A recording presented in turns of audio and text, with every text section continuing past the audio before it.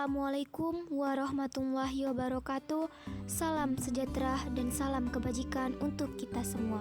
Perkenalkan, saya Azira Balkis dari Prodi Ilmu Pemerintahan Fakultas Hukum dengan NIM B1B121015. Tahukah Anda, dengan populasi muslim 207 juta jiwa, Indonesia menjadi negara berpenduduk muslim terbesar di dunia. Seperti apakah wajah muslim Indonesia?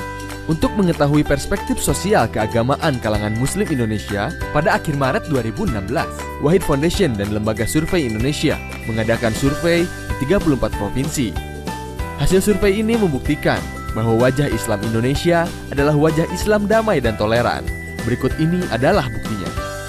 Mayoritas muslim Indonesia sebanyak 72% menolak tindakan radikal yang menyertakan kekerasan atas nama agama.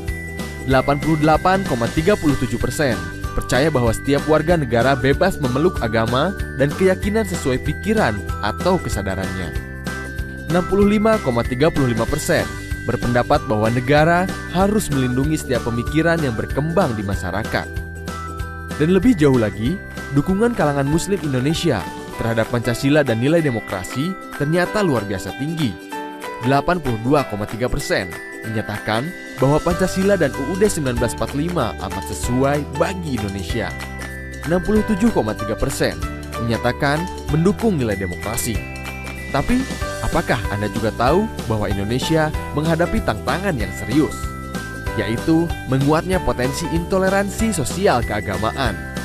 Jika dibiarkan, potensi ini dapat berujung pada aksi radikalisme atas nama agama. Proyeksi statistik survei ini memperkirakan ada sekitar 600.000 jiwa pernah melakukan aksi radikalisme atas nama agama.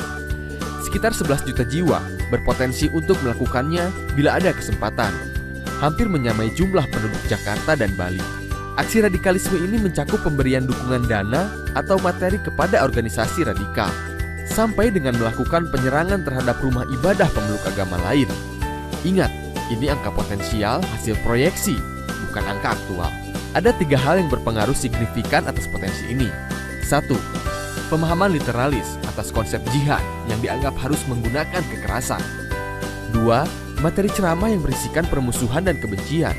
Dan ketiga, ketidaksukaan bahkan kebencian terhadap kelompok tertentu meskipun kelompok tersebut seagama.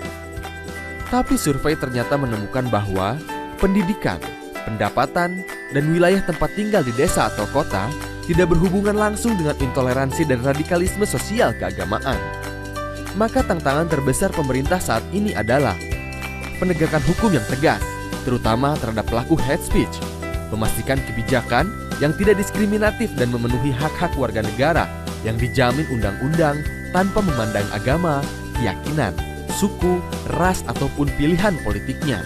Pemerintah pusat dan daerah juga tidak boleh memberi dukungan kepada kelompok atau organisasi yang diketahui melakukan aksi-aksi intoleran dan radikal. DPR dan DPRD harus menghapus atau merevisi undang-undang atau peraturan yang bertentangan dengan semangat kebinekaan, perdamaian, dan non-diskriminasi. Organisasi sosial keagamaan moderat seperti Nahdlatul Ulama dan Muhammadiyah harus memperkuat basis dan kapasitas anggotanya dengan pemahaman keagamaan yang lebih kritis dan terbuka. Dan sebagai warga negara, kita harus membiasakan diri berpikir kritis, tidak terlibat penyebaran ujaran kebencian atau hate speech, mengamalkan nilai-nilai beragama yang positif dan damai, membuka ruang dialog, menggiatkan interaksi antar kelompok, serta memupuk saling pengertian dan pemahaman.